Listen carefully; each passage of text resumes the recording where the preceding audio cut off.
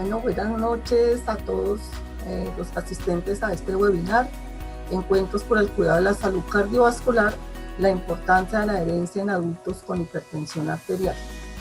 Para el capítulo de enfermería, y en particular para la presidenta, la doctora Andrea Buitrago Malaver, es un placer la participación de la doctora Natalia Esquivel y la asistencia de todos ustedes presentes a esta actividad. Hoy es un día muy especial porque hace 20 años la Federación Mundial del Corazón, con el apoyo de la Organización Mundial de la Salud y la Organización de las Naciones Unidas para la Educación, la Ciencia y la Cultura, UNESCO, estableció el día 29 de septiembre como el Día Mundial del Corazón, con el objeto de resaltar de manera masiva la importancia de las enfermedades cardiovasculares y asimismo para establecer estrategias para la prevención, el control y el tratamiento de estas.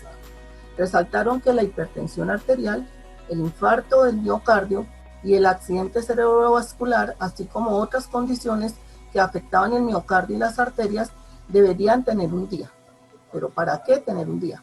Para que los gobiernos, las comunidades y las personas tomaran conciencia de su existencia y realizaran cambios en su estilo de vida, para que de esta manera se lograra de alguna manera reducir la incidencia de estas condiciones en las poblaciones. Este año en particular, el lema mundial del Día del Corazón es un mundo, un hogar, un corazón. Este lema nos lleva a reflexionar sobre cómo estamos interactuando con nuestra salud y nuestro entorno. El cuidado de nuestro entorno, de nosotros mismos y las personas que nos rodean es fundamental. Se espera que la conmemoración nos sensibilice, nos motive hacia el cambio de ¿qué? De los malos hábitos, de las malas actividades que desarrollamos, la mala alimentación, de pronto algunas sustancias que nos generan deterioro en nuestro estado de salud. ¿Para qué? Para que tengamos un desarrollo de un estilo de vida saludable. La enfermedad cardiovascular es hoy día la primera causa de muerte en el mundo. El infarto de miocardio y los accidentes cerebrovasculares cobran 17.8 millones de vidas al año, lo que corresponde a 330 millones de años de vida perdidos y 35.5 millones de años vividos con discapacidad. Por otra parte, casi el 80% de estas muertes por enfermedad cerebrovascular en todo el mundo ocurren en los países de bajos y medianos ingresos, como lo es Colombia. Se estima que esta cifra ascenderá a 23 millones de personas para el año 2030 si no hacemos algo, si no tomamos conciencia y si no cambiamos. En la región de las Américas, estas condiciones causan 1.6 millones de muertes al año, el 30% de ellas prematuras en personas de 30 a 69 años, aspecto que impacta la economía y el bienestar en general de las familias, por ser esta una etapa de alta productividad laboral, de desarrollo familiar y personal. En nuestro país, la carga de la enfermedad cerebrovascular y factores de riesgo está en aumento. En el 2019 murieron 61.300 personas por esta razón, lo que corresponde aproximadamente a 170 personas diarias. Una gran proporción de estas muertes podría evitarse con una alimentación saludable que incluye la reducción del consumo de sal, la inclusión del ejercicio físico regular de 30 minutos diarios como mínimo y evitar el consumo de tabaco y alcohol. Promover y facilitar estilos de vida saludables requiere la existencia de condiciones que faciliten el acceso a alimentos frescos y naturales, entornos seguros para la actividad física y donde se promueva una vida libre del humo de tabaco. Reducir la mortalidad por enfermedad cardiovascular resulta imprescindible para reducir en un 25% la mortalidad prematura por enfermedades no transmisibles para el año 2025. Según el compromiso que tiene el Plan Mundial de Prevención y Control de Enfermedades No Transmisibles de la OPS, nosotros como enfermeros y como profesionales debemos propender porque las personas en su cotidiano utilicen los recursos disponibles. Hoy contamos con algunos elementos TICs, algunas páginas como las del Ministerio, la OPS y la OMS, que nos ayudan a establecer el riesgo cardiovascular de una manera fácil y lúdica. Invitemos a que los pacientes y sus cuidadores a que utilicen estas páginas, a que reconozcan cuál es su riesgo cardiovascular y de esta manera acudan a los servicios de salud para tratar o para prevenir las complicaciones. Es de señalar que la hipertensión arterial es un factor de riesgo importante de enfermedades y otras enfermedades cardiovasculares como el IAM, la enfermedad cerebrovascular y hasta el COVID. Por esta razón, además de enfermedades renales y otras asociadas a enfermedad vascular periférica. Por esta razón, digamos, la hipertensión arterial en este momento es una condición que, si bien es cierto, es muy frecuente, digamos, para este año, se habla de que hay 691 millones de personas presentes en el mundo con hipertensión arterial. De estas, 140 millones de personas están en América Latina y el Caribe. Las cifras de presentación de esta condición indican que en Colombia, por lo menos, 4 de cada 10 personas padecen de hipertensión en el país. Y de estas, el 50% no están adheridas a su tratamiento o no están desarrollando ningún tipo de actividad en este sentido. Por esto, algunos estudios han revelado adicionalmente que entre el 60 y el 65% de los pacientes hipertensos no controlan adecuadamente sus cifras de tensión arterial y además que, pues, por otro lado, no tienen un estilo de vida pues, que permita una adherencia apropiada al tratamiento. Estas razones ya enunciadas son las que nos motivan hoy para que podamos trabajar el día de hoy el tema de la hipertensión arterial y la adherencia al tratamiento en hipertensión arterial como un factor muy, muy importante. En este momento damos la bienvenida a nuestra conferencista, la doctora Natalia Esquivel, enfermera y especialista en pedagogía de la Universidad del Tolima, especialista en cuidado crítico del adulto de la Universidad del Valle, doctora en enfermería de la Universidad Nacional de Colombia y actualmente docente de la Universidad del Tolima, y miembro activo de la Sociedad de Honor de Enfermería SIGMA. Bienvenida, Natalia, estamos muy ávidas de escuchar tu presentación y de saber cómo podemos mejorar la adherencia de los pacientes con hipertensión. Muchas gracias, doctora Luz Patricia. Voy entonces en este momento a compartir pantalla.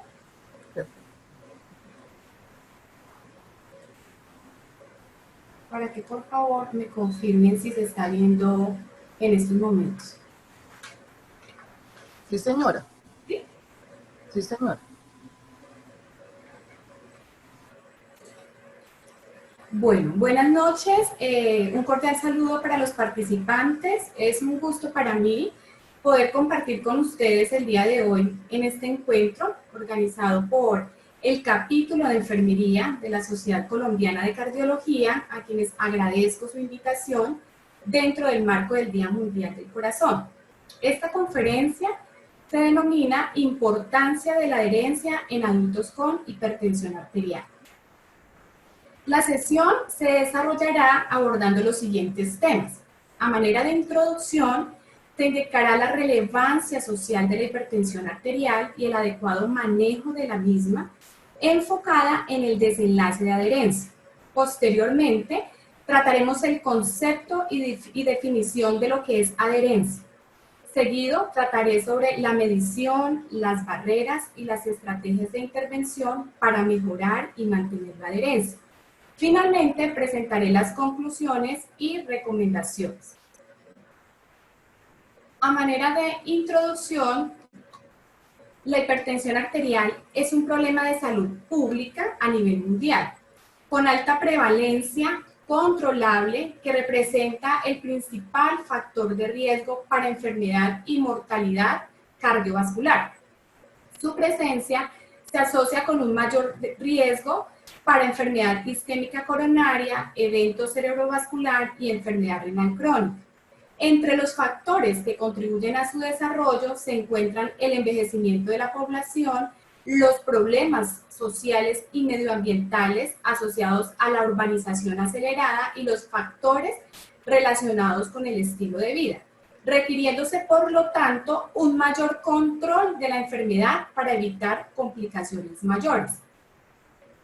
Como vemos en esta gráfica, conforme las guías y consensos de las sociedades científicas, los objetivos del tratamiento de la hipertensión arterial son dos.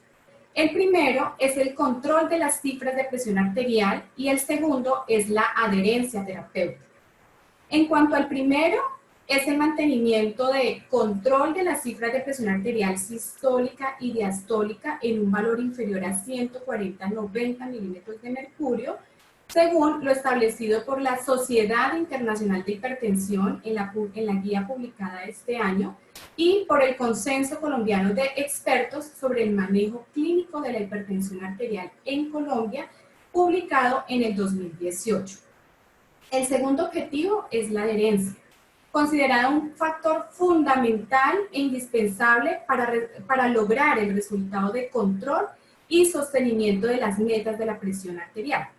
En enfermedades crónicas como esta, la adherencia implica la adopción de tratamientos de larga duración, los cuales deben ser realizados de manera sistemática durante toda la vida, con la participación activa y el compromiso de la persona para el mantenimiento de su salud. Es decir, debe mantener una adherencia al tratamiento farmacológico y no farmacológico.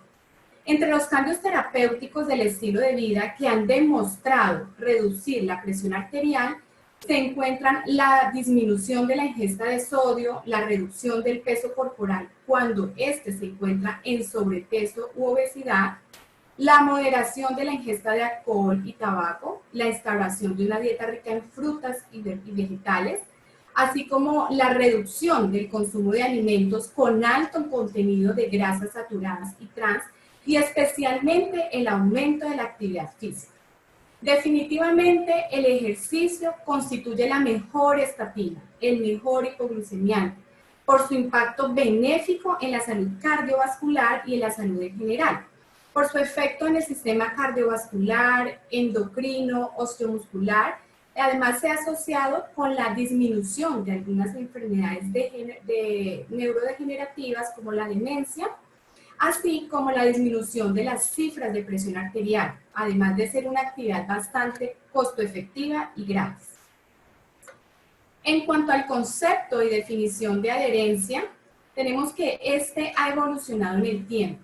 Inicialmente, se enmarcó por algunos autores e investigadores como cumplimiento de un régimen terapéutico, concepción que lleva implícita una connotación de obediencia, con la expectativa de que los pacientes sigan las órdenes otorgadas por los profesionales de la salud.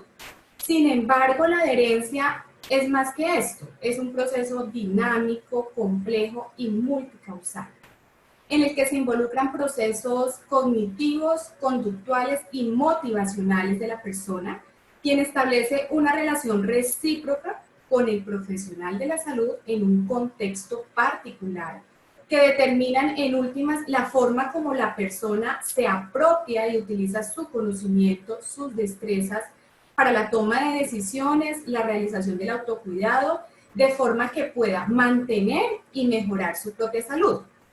En la actualidad, se reconoce que este concepto tiene los siguientes atributos o características: la participación, la cooperación, responsabilidad, el acuerdo, la permanencia y persistencia en el tratamiento.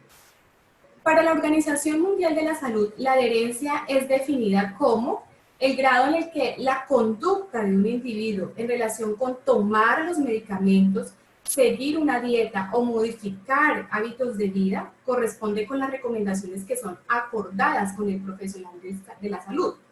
Esta definición se desliga, por lo tanto, del concepto como tal de cumplimiento y se orienta más a la concordancia y fundamentalmente al acuerdo que se debe establecer entre el proveedor de atención y la persona con hipertensión arterial.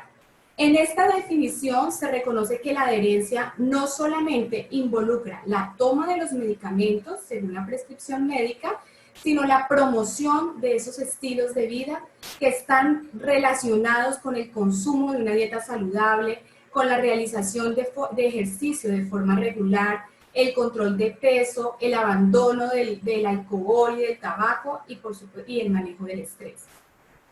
Bueno, hablar de estilos de vida significa que a lo largo de nuestra vida hemos estado influenciados por comportamientos, percepciones y creencias, producto de nuestra interacción con el entorno, que finalmente nos lleva a asumir una actitud frente al mantenimiento de la salud y unos hábitos de vida. Por la literatura, sabemos que la modificación de los estilos de vida puede proporcionar reducciones adicionales en esas cifras de presión arterial y que el tratamiento farmacológico como única intervención terapéutica no es una medida eficaz para alcanzar las metas de presión arterial y para reducir el riesgo cardiovascular. Por lo tanto, es necesario instaurar concomitantemente los cambios en el estilo de vida como un pilar fundamental del tratamiento de la hipertensión. Ahora vamos a revisar el tema de medición de la adherencia. Para que se pueda establecer objetivamente la concordancia entre estas orientaciones terapéuticas y su ejecución por parte de la persona, es necesario medir el grado de adherencia al tratamiento. Para ello, se han propuesto diferentes métodos, los cuales se clasifican en directos e indirectos, sin que ninguno de ellos se considere como el estándar de oro. Dentro de los métodos directos se encuentra la terapia directamente observada, la medición del nivel de medicamentos o sus metabolitos en sangre, la medición del marcador biológico en sangre. Si bien estos métodos se reconocen como objetivos y específicos, resultan costosos y poco asequibles en la práctica clínica. En cuanto a los métodos indirectos, se hallan los cuestionarios de autoinforme de los pacientes, el recuento de medicamentos, las tasas de recarga del medicamento, la evaluación de la respuesta clínica del paciente, el monitoreo electrónico de la medicación y el diario de los pacientes. Estos métodos tienen la ventaja de que son sencillos, prácticos y costo efectivos. Entonces tenemos que el método más utilizado para la medición de la adherencia es el cuestionario de autoinforme, que como se indicó es un método indirecto. Existe una variedad de cuestionarios, como la escala de adherencia a la medicación de Morisky-Green, el cuestionario breve de medicación, la escala de cumplimiento de Gilbón, el cuestionario de Martín-Bayarre-Grau, la escala de cumplimiento de pacientes hipertensos y el instrumento de adherencia al tratamiento en pacientes con hipertensión, conocido como TAC-UPH por su sigla en inglés, del cual hablaremos más adelante. Algunos de estos instrumentos miden exclusivamente la adherencia farmacológica, como es el caso de la escala de Morisky-Green, que es ampliamente utilizada en investigaciones.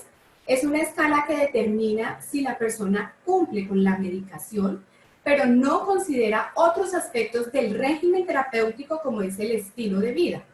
Otros instrumentos se centran en los facilitadores o en las barreras de la adherencia, como son las creencias sobre los efectos de los medicamentos, el comportamiento relacionado con la ingesta de sodio, el cumplimiento o asistencia a las citas médicas, las actitudes y el afrontamiento hacia la enfermedad.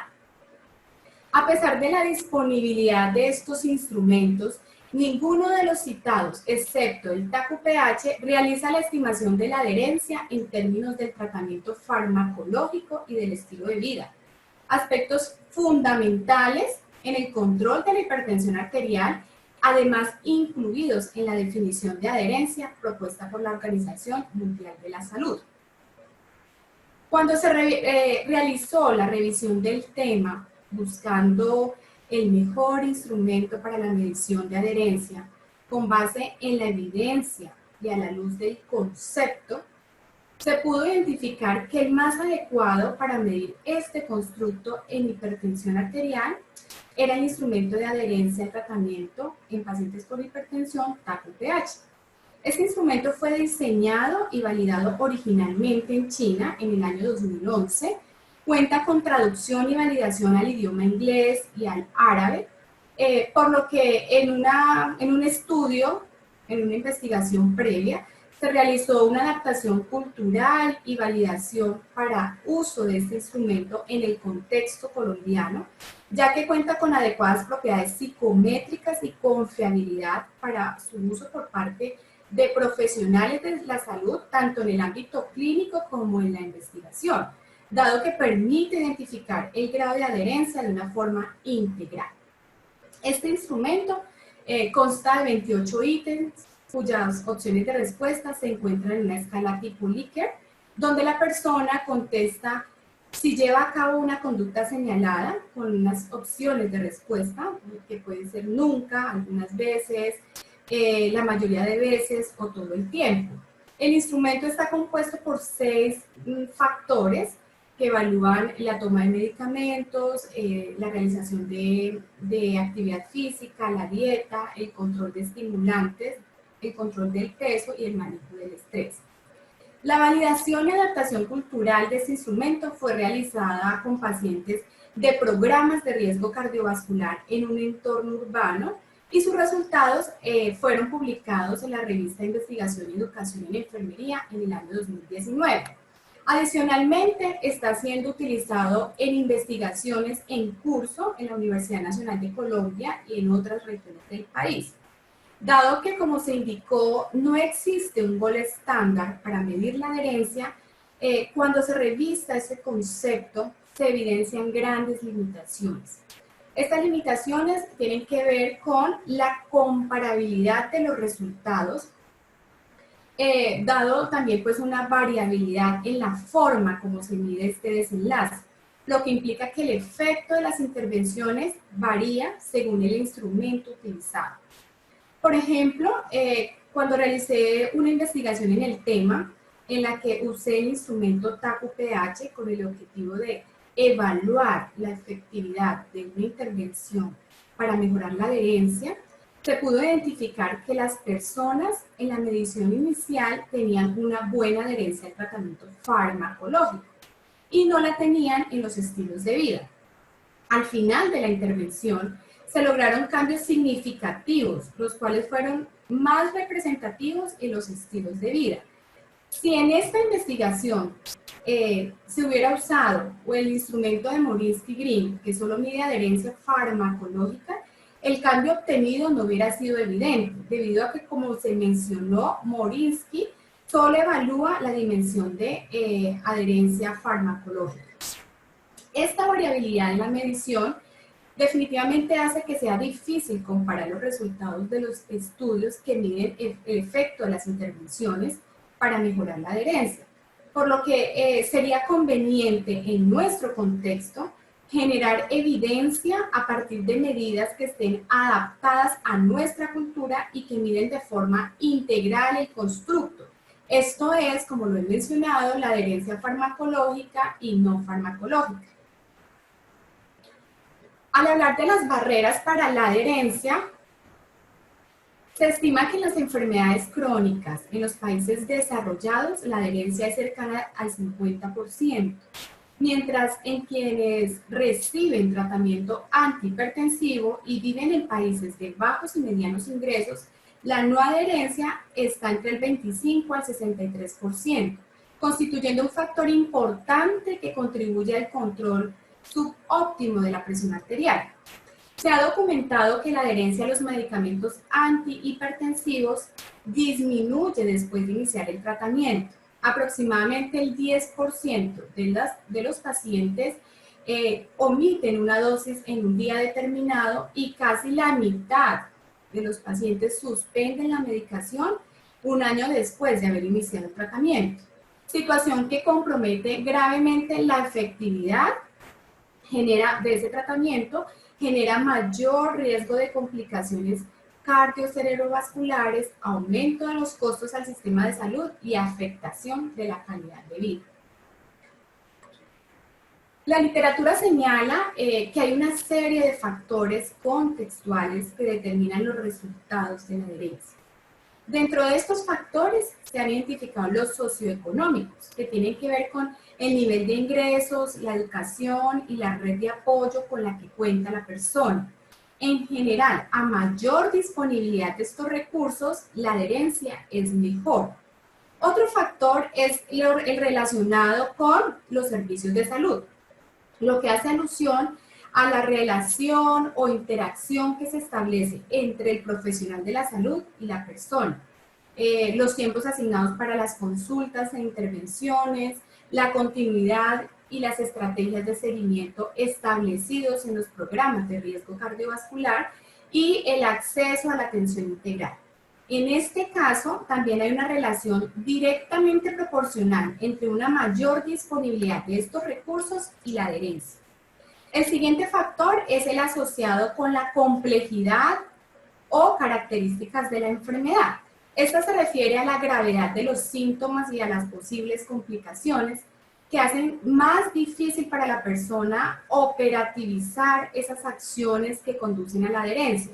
Eso es tomar los medicamentos, seguir una dieta, realizar ejercicio, aprender a controlar el estrés. Para el caso concreto de la hipertensión arterial, al tratarse de una enfermedad asintomática, la persona no percibe el efecto que tiene el tratamiento, por lo cual tiende a abandonarlo. El otro factor que afecta la adherencia es el relacionado con el tratamiento. En este caso, a mayor complejidad del régimen terapéutico, esto significa mayor número de medicamentos, mayor frecuencia, pues menor es la adherencia. Resaltando además que a mayor complejidad va a haber una posibilidad de que se presenten más efectos adversos y por ende suspensión del tratamiento. Finalmente se encuentran los factores relacionados con el individuo. Estos tienen que ver con la motivación. La motivación representa aquello que hace que la persona se involucre en su tratamiento y que movilice una serie de recursos para mejorar su salud. También está el conocimiento o la comprensión de la situación de salud que la persona afronta. Otros factores involucrados en los que tienen que ver con el individuo son las percepciones, las creencias acerca de la enfermedad, que en últimas derivan en la capacidad de manejar el tratamiento acordado. Dentro de los factores mencionados, uno de los que más favorece la adherencia es la relación terapéutica que se establece entre el profesional de la salud y el paciente, por lo que resulta necesario empezar o continuar fortaleciendo esta relación que es inherente al ejercicio de las profesiones de la salud. Por otra parte, la adherencia se reconoce como un proceso dinámico en el tiempo. Este proceso consta de 3 fases, tal como se describió en una revisión en el año 2017, que son la fase inicial, la fase de implementación y la fase de mantenimiento o persistencia en el tratamiento. Esta última es la que reduce significativamente el riesgo cardiovascular a largo plazo y es el propósito de los programas de atención, que no es otro que mantener en el tiempo el comportamiento de adherencia. La falta de adherencia se puede evidenciar en diferentes momentos. Al inicio, cuando la persona no adopta las recomendaciones o no las implementa según las indicaciones. Durante la implementación, cuando acoge parcialmente las indicaciones o no puede operativizarlas de forma completa.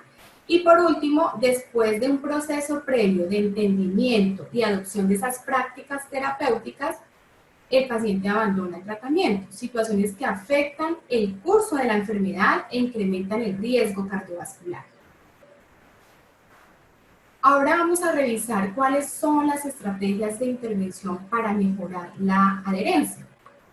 En esta revisión de Cochrane, realizada en el año 2014, que incluyó 184 ensayos clínicos aleatorizados, se encontró que los estudios con menor riesgo de sesgo utilizaron intervenciones complejas, es decir, con múltiples componentes, destinadas a superar esas barreras de la adherencia mediante el uso de estrategias como la educación, el asesoramiento y la terapia cognitivo-conductual. En esta revisión se evidenció una amplia variabilidad en las intervenciones y en la forma como se midió la adherencia. Además, fueron pocos los estudios que incluyeron como medidas de resultado los 2 desenlaces establecidos en las guías de manejo, que son la adherencia y el control de la presión arterial. La segunda revisión sistemática y metaanálisis realizada en el 2015 incluyó 101 estudios y esta nos deja una evidencia sobre las características y estrategias más utilizadas, entre las que se destacan nuevamente la educación, la simplificación del régimen terapéutico, el asesoramiento, la retroalimentación sobre el grado de adherencia la entrevista motivacional y el automonitoreo de la presión arterial. Los modos de entrega fueron variados. Se destacan un modo de entrega personal, es decir, cara a cara, las intervenciones telefónicas y las mediadas por la tecnología.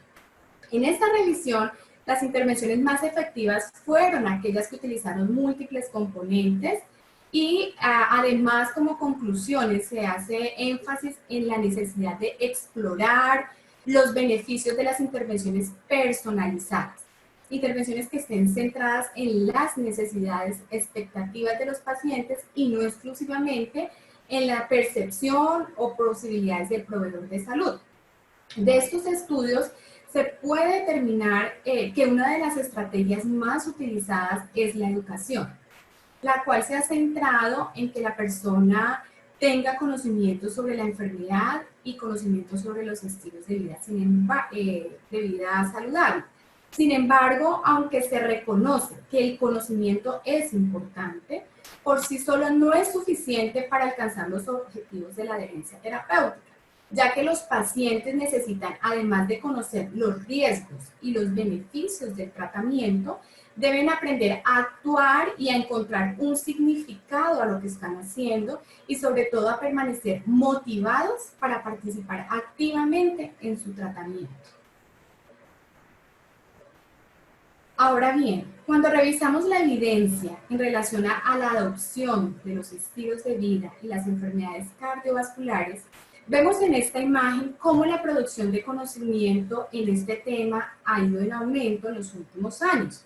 Entonces, ratificamos cómo la adherencia continúa siendo un fenómeno de interés para investigadores y clínicos. En esta revisión sistemática realizada en el 2014, en la que se incluyeron 43 estudios y contó con la participación de 6.779 pacientes, se evaluó la efectividad de las intervenciones en estilos de vida y su impacto en la reducción de la presión arterial, tanto sistólica como diastólica, en países de bajos y medianos ingresos. En esta figura se observa que las intervenciones no farmacológicas más estudiadas para disminuir la presión arterial fueron las que tienen que ver con la actividad física, seguido del asesoramiento en estilos de vida, las modificaciones en la dieta, las intervenciones complejas y otras orientadas al control del estrés. Aquí se observa que existe un efecto benéfico en la reducción de la presión arterial sistólica y la presión arterial diastólica, la cual fue más significativa con las intervenciones que se enfocaron en promover la actividad física. En este contexto, resulta necesario empezar a implementar intervenciones personalizadas, las cuales representan un medio para brindar atención centrada en la persona, acorde a las posibilidades, necesidades, preferencias y creencias de las personas. Intervenciones en las que se puedan identificar y utilizar los recursos que todas las personas tenemos para gestionar la propia salud, aquellos factores, poder identificar aquellos factores que hacen que las personas nos mantengamos saludables, es decir, enfocarnos en esos activos para la salud, con una perspectiva como se denomina y como se está utilizando actualmente en otros países, que es una perspectiva salutogénica. Una visión que se enfoque en la persona, en su contexto, en la interacción que tiene con su contexto, en sus capacidades y recursos individuales, pero además que integre aspectos relacionados con la comprensión de lo que está aconteciendo, con la visión de esas propias habilidades para poder manejar las situaciones de la vida y la capacidad de convertir lo que se está haciendo en algo satisfactorio y con un significado para la vida. Como he mencionado, el proceso de adherencia es complejo, dinámico, por lo que para abordarlo se requiere el uso de intervenciones que combinen más de un componente o estrategia. A pesar de que sabemos o conocemos las metas y cuál es la mejor evidencia para intervenir en esta problemática, debemos trasladar ese conocimiento a la realidad de la práctica clínica. Hablemos entonces de las intervenciones personalizadas. Cuando hablamos de intervenciones personalizadas, estamos hablando de un proceso que es estructurado, que va a permitir que la entrega de la intervención se realice de acuerdo a unos pasos previamente definidos. Este proceso inicia en el momento de la consulta, durante ese contacto con la persona, el cual comienza con la evaluación objetiva de la adherencia y del resultado de la evaluación de las cifras de presión arterial. Esto con el fin de conocer qué tanto el paciente está llevando a cabo las recomendaciones acordadas con los profesionales de la salud, pero además es importante retroalimentar esta información con el mismo paciente e identificar los aspectos en los cuales debe mejorar, ya que en la medida en que la persona conozca su grado de adherencia, se genera un mecanismo de autorregulación del comportamiento y esto sirve como un punto de partida para reflexionar sobre el estado actual de salud. Esta es la parte en la que se puede materializar la individualización, pues no todos los pacientes requieren la misma información, el mismo apoyo en las diferentes dimensiones de la adherencia. Algunas personas van a requerir apoyo en la parte farmacológica, otros en la dieta, otros en el ejercicio o algunos en todos los aspectos. Posteriormente, y sobre la base de la identificación de esas acciones en las que la persona poco participa y que por supuesto tienen que ver con el tratamiento, se establece un plan de acción en acuerdo con el paciente. Este plan de acción debe tener unos objetivos alcanzables, medibles, realistas y que deben tener un tiempo establecido. Resaltando aquí que no se trata de imponerle a la persona qué objetivos o qué estrategias debe utilizar, sino de darle la oportunidad a que sea ella misma quien elija entre una lista de opciones cuál es la estrategia que va a empezar a utilizar, teniendo en cuenta esas metas definidas que son las recomendaciones establecidas por el programa en términos de medicación y adopción de estilos de vida.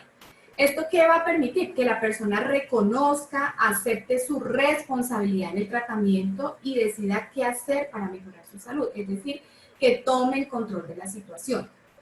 Un punto clave es que esos contactos entre la persona y el profesional de la salud debe estar mediado por una comunicación empática, de escucha activa, en el que la persona pueda participar en esa toma de decisiones. Dentro de esta metodología se debe incluir además el seguimiento y el acompañamiento con el propósito de poder reforzar los logros alcanzados y de establecer planes de mejora, de forma que se garantice la adherencia a largo plazo. Este tipo de metodología tiene la ventaja de que se puede incorporar dentro de los programas regulares de riesgo cardiovascular, como se pudo comprobar en una investigación previa que realicé al interior de uno de estos programas, dado que el tiempo que se toma para desarrollar como tal intervención es alrededor de 20 minutos y sobre todo es una intervención que está pensada en abordar el problema de la falta de adherencia, por lo que pues definitivamente los invito a empezar a incorporarla en los programas. Entonces, a manera de conclusiones, tenemos que la adherencia, como lo he mencionado, es un proceso complejo, multicausal, pero también susceptible de intervención. La adherencia como desenlace de los programas de riesgo cardiovascular debe ser medida de forma regular y objetiva. Es necesario poder incorporar las intervenciones complejas, individualizadas, que hayan sido probadas en contexto local y que contribuyan a mejorar la salud de las personas que tienen hipertensión arterial.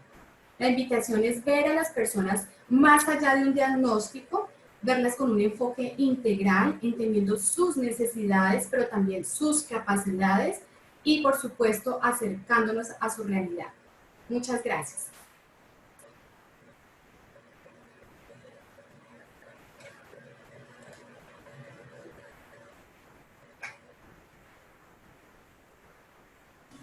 Muchas gracias, Natalia, por la presentación. Pues aquí hay unas preguntas que nuestro público y nuestros participantes han hecho.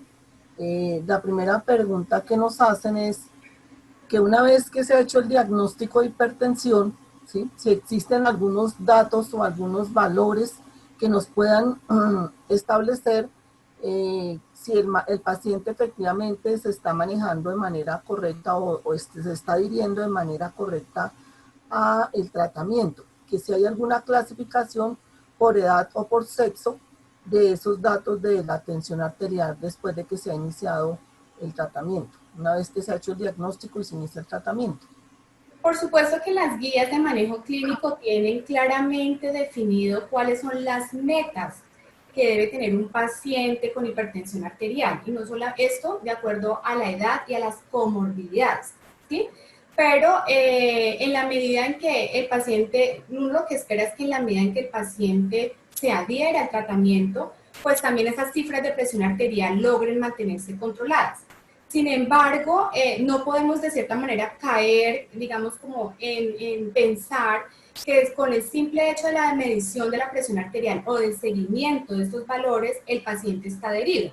Porque como lo vimos en la presentación, una cosa es mantener esas cifras de presión arterial controladas o en metas, y otra cosa es tener la adherencia. Por ejemplo, en el caso particular de la investigación que realicé, pude evidenciar que si bien los pacientes no tenían una buena adherencia al tratamiento farmacológico, la mayoría, en un alto porcentaje, tenían sus cifras de presión arterial controladas. Y uno de los análisis que se pudieron establecer de las posibles causas de esta situación es que en efecto muchos de los programas de riesgo cardiovascular se centran o hacen un mayor énfasis a ese manejo farmacológico y tal vez no tanto a los estilos de vida.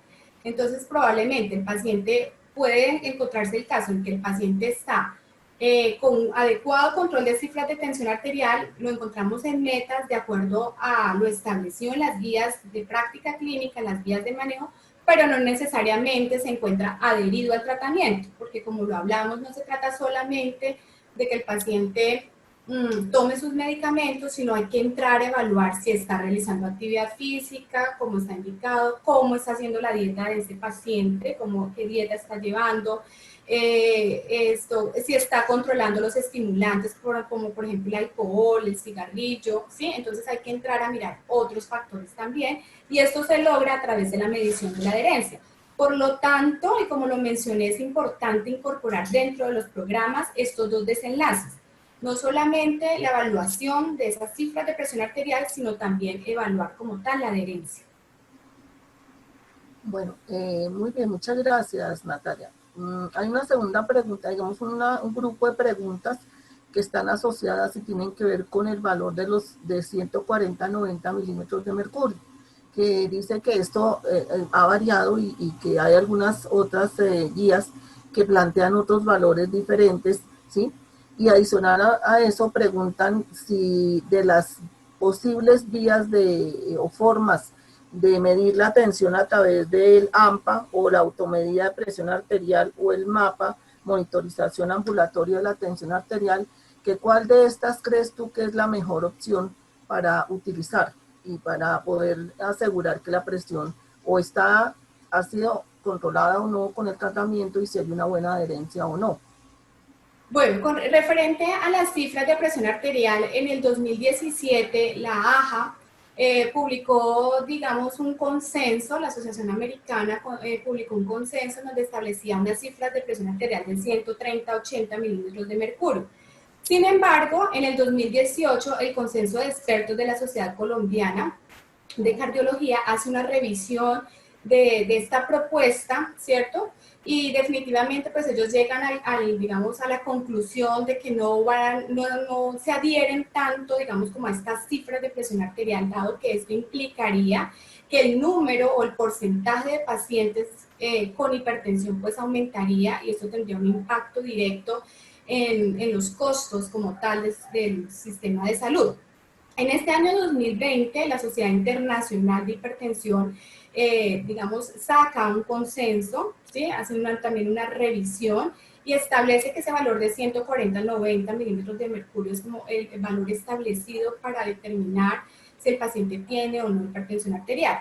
Obviamente se tienen que tener en cuenta el riesgo cardiovascular que tiene ese paciente, las comorbilidades y las edades. Pero digamos que ese valor de 140-90 es el que actualmente está establecido.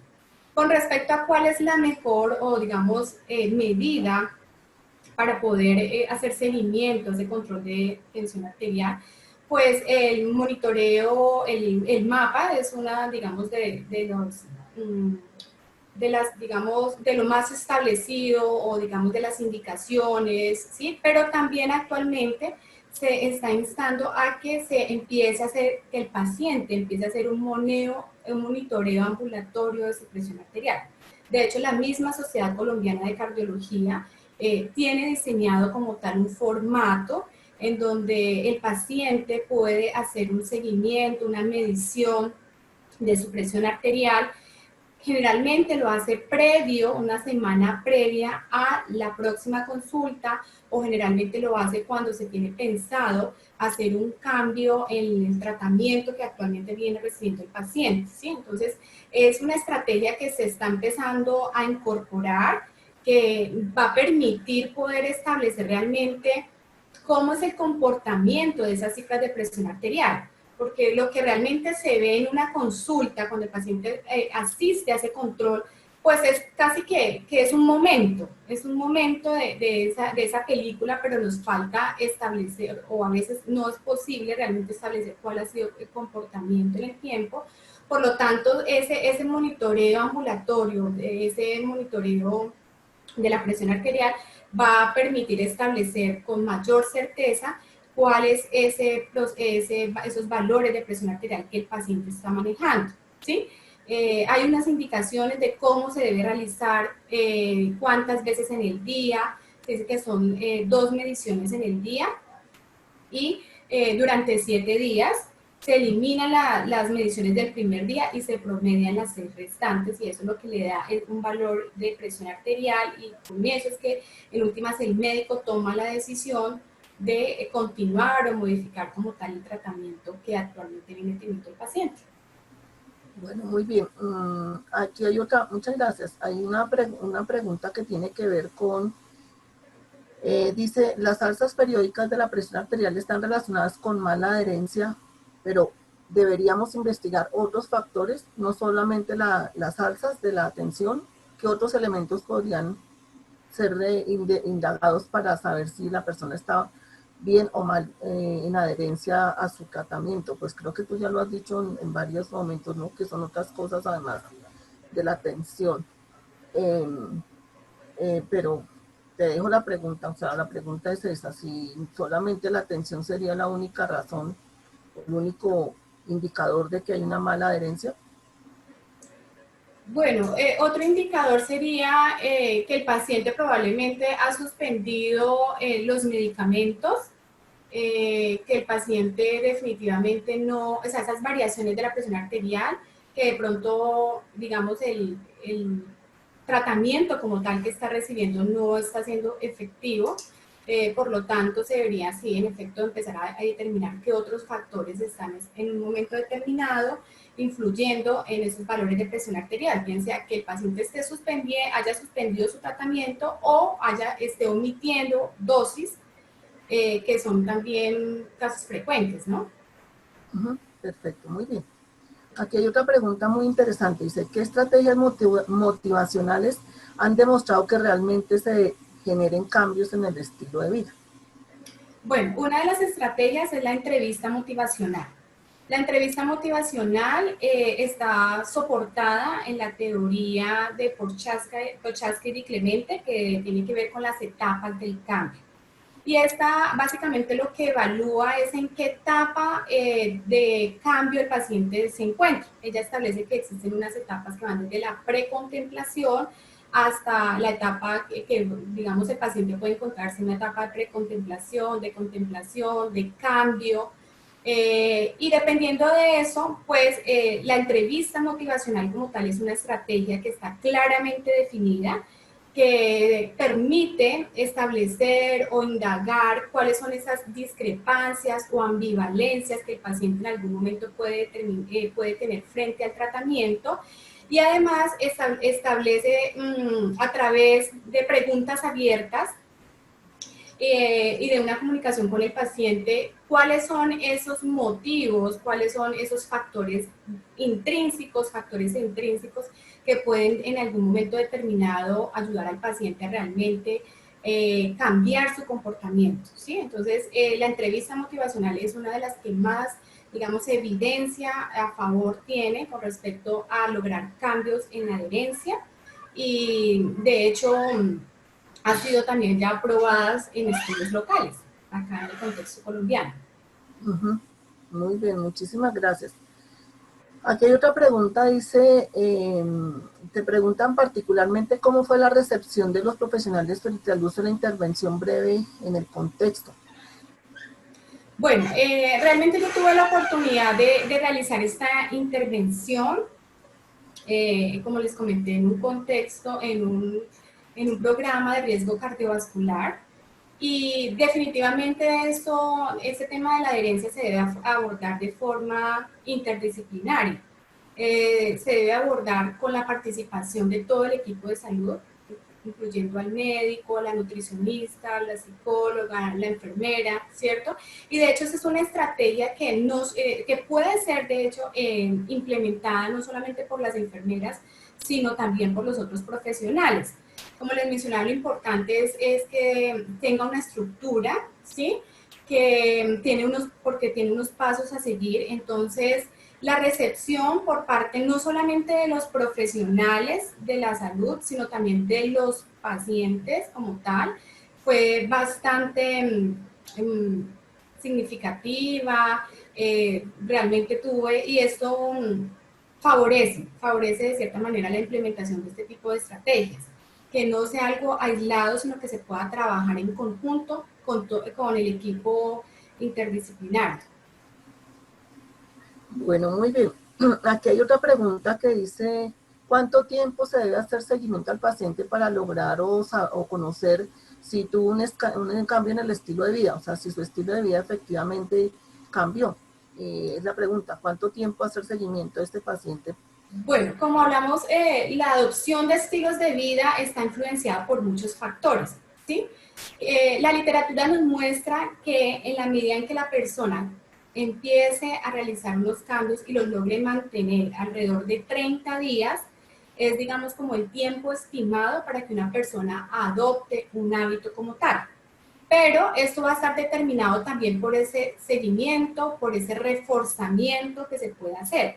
Por lo que es muy importante, ¿cierto? Una vez se alcancen, digamos, o se empiecen a lograr esos objetivos, hacerle el seguimiento al paciente para precisamente evaluar. Eso es un proceso, ¿sí? No podemos como que el paciente ya alcanzó sus metas de cifras de presión arterial y como dejarlo en el olvido, sino al contrario, debemos constantemente estarlo motivando, constantemente evaluando qué capacidades, qué dificultades, qué opciones de mejora hay.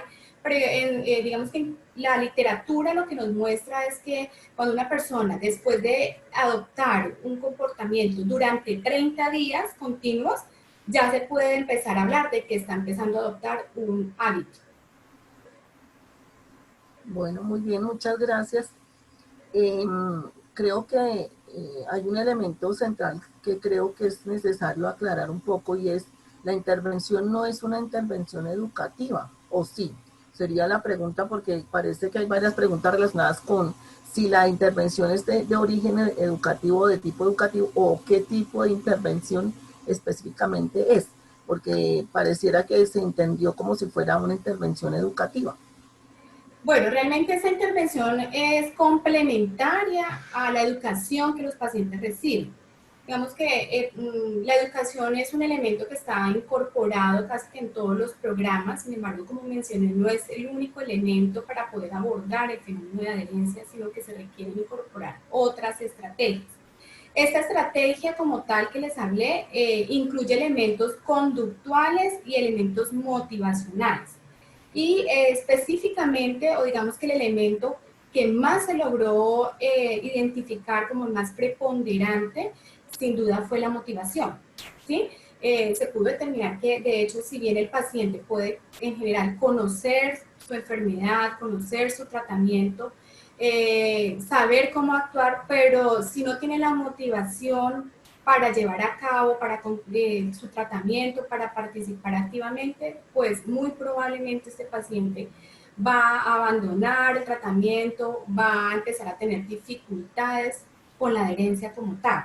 Entonces, en conclusión, no es una intervención educativa, es una intervención que incluye, como le dije, elementos de tipo conductual, de tipo motivacional, y obviamente está soportado obviamente con elementos, porque de hecho no lo mencioné, pero se utilizó también durante la entrega de la intervención. Esta se apoyó con el uso de material educativo que fue también diseñado previamente y validado, que contenía información sobre la hipertensión arterial, pero también que le ofrecía a los pacientes alternativas para el cambio. Y cuando hablo alternativas, yo les hablaba de que debe tener unas opciones para poder establecer esos diferentes cambios de comportamiento. Es, por ejemplo, a veces los pacientes dicen, no, es que para mí es muy difícil disminuir el consumo de sal. Bueno, pues existen otras, digamos, alternativas, otras opciones que pueden permitirle cambiar o disminuir ese consumo de sal, como puede ser el uso de especias, el uso del limón, ¿sí? Otras cosas que le cambien un poco de sabor a las comidas. Por ejemplo, los pacientes a veces dicen, no, para mí es muy difícil realizar actividad física. Salir, por ejemplo, a montar bicicleta, bueno, qué sé yo, hacer otra actividad, pero existen una serie de alternativas que pueden permitir al paciente empezar a incorporar poco a poco estos cambios de comportamiento, que también es algo que es importante y a tener en cuenta, y es que no debemos trazarnos objetivos tan a largo plazo y tantos objetivos al tiempo, ¿sí? La idea es empezar con objetivos y que poco a poco permitirle a la persona que vaya realizando esos cambios, que los vaya incorporando a su vida cotidiana, pero digamos que no saturarlo ni con información ni tampoco con objetivos, porque entendamos que es un proceso lento y que en la medida en que el paciente vaya incorporando sus propios recursos, su propio conocimiento, pues va a sí mismo ir logrando los objetivos del tratamiento. Perfecto, muy bien, muchísimas gracias, Natalia. Tengo una pregunta que me parece espectacular. ¿Qué estrategia hay que hacer para mejorar la adherencia en un paciente cuando él mismo no reconoce su enfermedad, cuando él no reconoce que es hipertenso? Bueno, lo primero que hay que partir definitivamente, de lo que hay que partir es que hay que ayudar a ese paciente a entender su situación actual, ¿sí? A comprender cuál es el proceso que actualmente está afrontando, y para eso podemos recurrir a diferentes recursos. Entre esos están los profesionales de la salud, ¿cierto?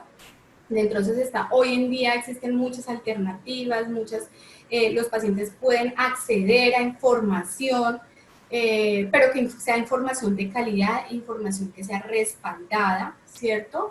Digamos, las propias sociedades, de hecho la misma Sociedad Colombiana de Cardiología tiene información, brinda cursos también para no solamente profesionales de la salud, sino información que sea asequible para los pacientes.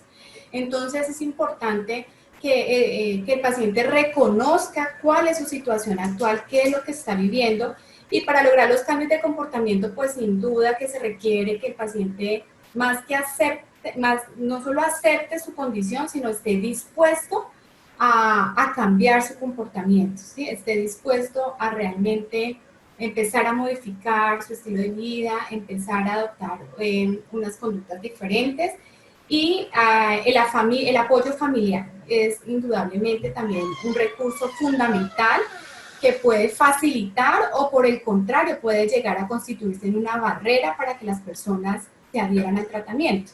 Por lo tanto, nosotros como profesionales de la salud también debemos empezar a involucrar a esa red de apoyo, a esa familia, bien sea si es el esposo, los hijos, cómo podemos también empezar a involucrarlos para que ellos participen y ayuden, apoyen a este paciente durante este proceso. No podemos dejarlo completamente solo y pretender que la responsabilidad es de él y solamente le compete a él. No, es un trabajo en conjunto y de hecho también la familia es un elemento fundamental durante todo este proceso. Muy bien, excelente, muy bien. Le quiero compartir algo que escribió uno de los participantes, de los asistentes. Dice: yo utilizo una estrategia motivacional. Esta se da durante el examen ecocardiográfico que realizo como enfermero sonografista, en la que le muestro al paciente los cambios a través de la imagen de su corazón, y ello permite establecer una referencia visual de que el efecto de su presión arterial está afectando su corazón. O sea, se lo muestran de manera directa y le dicen: mire, este es su corazón y está así por tener la tensión alta, en fin. Y creo que me parece bien interesante y pues lo compartió esta persona. Hasta aquí están las preguntas.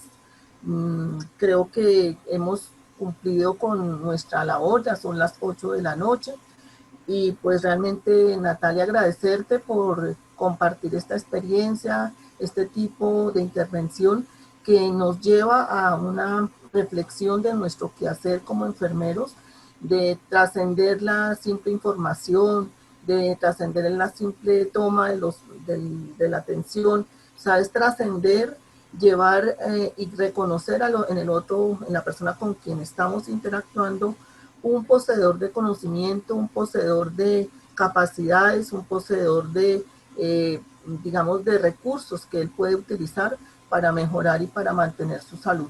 Realmente, si nosotros logramos potenciar eso que está en el otro, vamos a lograr realmente que él se adhiera y que tenga pues un mejor resultado en su estado de salud. Creo que esto era lo que queríamos compartir, Natalia y yo. Agradecemos a la Sociedad Colombiana de Cardiología, al capítulo de enfermería, por la invitación de compartir esta experiencia de trabajo y la reflexión frente al Día del Corazón, al Día Mundial del Corazón, y el manejo de la hipertensión arterial y la adherencia. Muchísimas gracias y hasta luego. Muchas gracias. Muchas gracias, doctoras. Buenas noches. Buenas noches.